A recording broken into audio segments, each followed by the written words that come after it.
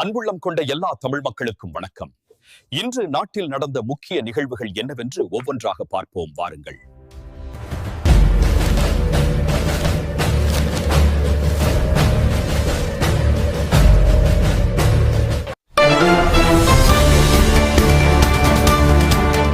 விஜய்க்கு ஹைகோர்ட் வழங்கிய எதிர்பாரா தீர்ப்பு.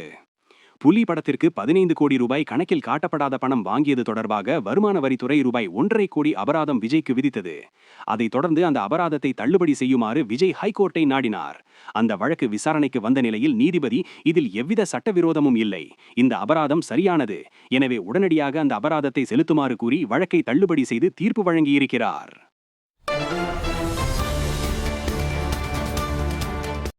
மீண்டும் பரவும் பறவை காய்ச்சல். பறவை காய்ச்சல் பரவல் முன்னெச்சரிக்கை நடவடிக்கை.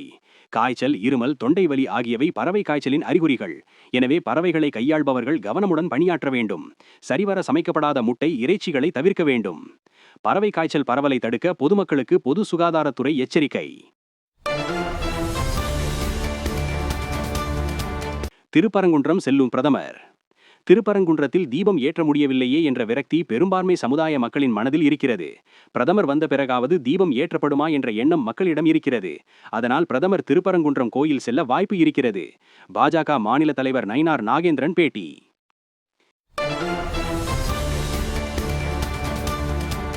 காங்கிரஸ் ஊர்வலம், தெலுங்கானா துணை முதலமைச்சர் பங்கேற்பு.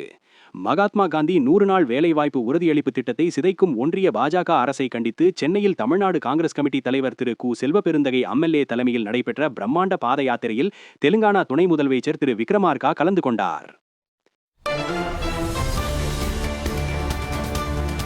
பாஜக என்றுமே ஹிந்தியை திணித்தது இல்லை. தமிழக மக்கள் எல்லா மொழிகளும் அறிய வேண்டும் என்பது பாஜகவின் விருப்பம். திருப்பத்தூரில் பாஜக மாநில தலைவர் நயினார் நாகேந்திரன் பேட்டி. மேலும் அவர், ஒரு கவுன்சிலராகாத விஜய்க்கு அதிமுகவை விமர்சிக்க என்ன தகுதி இருக்கிறது என பாஜக மாநில தலைவர் நயினார் நாகேந்திரன் கேள்வி எழுப்பியுள்ளார்.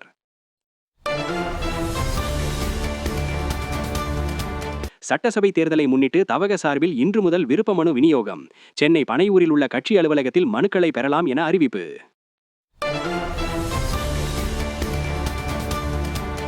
அரசியல் தலைவர்களை தரக்குறைவாக தாக்குவதா? முதல்வர் மு.க. ஸ்டாலினுக்கு இபிஎஸ் கண்டனம். அரசியல் தலைவர்களை தனிப்பட்ட முறையில் தாக்குவதும் தரக்குறைவாக பேசுவதும் ஒருவரை அசிங்கப்படுத்திவிட்டால் அவர்கள் மானத்திற்கு பயந்து களத்திலிருந்து ஓடிவிடுவார்கள் என்று அல்பத்தனமாக கருதுவதும் ஸ்டாலினின் வாடிக்கையாகிவிட்டது என்று அதிமுக பொதுச் செயலாளர் எடப்பாடி பழனிசாமி குற்றம் சாட்டியுள்ளார்.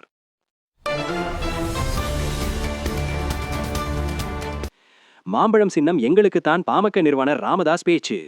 மாம்பழம் சின்னம் எங்களுக்குத்தான் சொந்தம், நீதிமன்றத்தில் எங்களுக்கு ஆதரவாக தீர்ப்பு வெளியாகும், கூட்டணி பேச்சுவார்த்தை நடைபெற்று வருகிறது, விரைவில் நல்ல செய்தி வரும் பாமக நிறுவனர் ராமதாஸ்.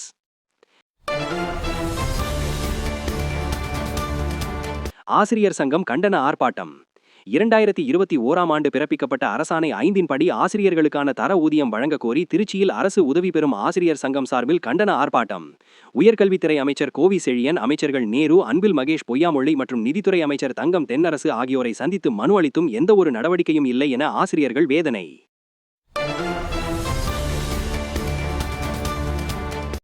மணிப்பூரில் மீண்டும் வன்முறை. மணிப்பூர் முதலமைச்சராக யுன்னம் கேம்சந்த் பதவியேற்ற மறுநாளே வன்முறை ஏற்பட்டுள்ளதால் பதற்றம். பாதுகாப்பு படையினருடன் போராட்டக்காரர்கள் மோதலில் ஈடுபட்டதால் மீண்டும் பதற்றம்.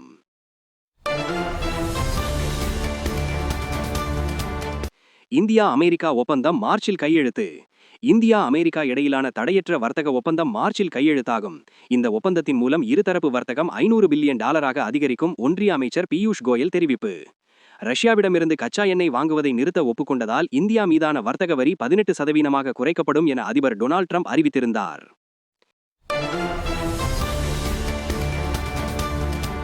அமெரிக்க ஒப்பந்தத்தால் அரிசி, பால் விவசாயிகளுக்கு பாதிப்பில்லை. அமெரிக்காவுடனான ஒப்பந்தத்தால் அரிசி, பருப்பு, துணி ஏற்றுமதி அதிகரிக்கும். அமெரிக்கா விதிக்கும் குறைந்த வரியால் அரிசி, பருத்தி, துணி ஏற்றுமதி அதிகரிக்கும். அமெரிக்காவுடனான இந்தியாவின் வர்த்தக ஒப்பந்தம் தொடர்பாக மத்திய அமைச்சர் சிவராஜ் சிங் சௌஹான் விளக்கம். இதுபோன்ற தமிழகத்தின் முக்கிய செய்திகளை உடனுக்குடன் தெரிந்து கொள்ள நமது ஹர்ஷா ராக்கர் எவ்ரிதிங் சேனலை சப்ஸ்கிரைப் செய்து கொள்ளுங்கள் மற்றும் பெல் பட்டனை கிளிக் செய்யுங்கள். நன்றி, வணக்கம்.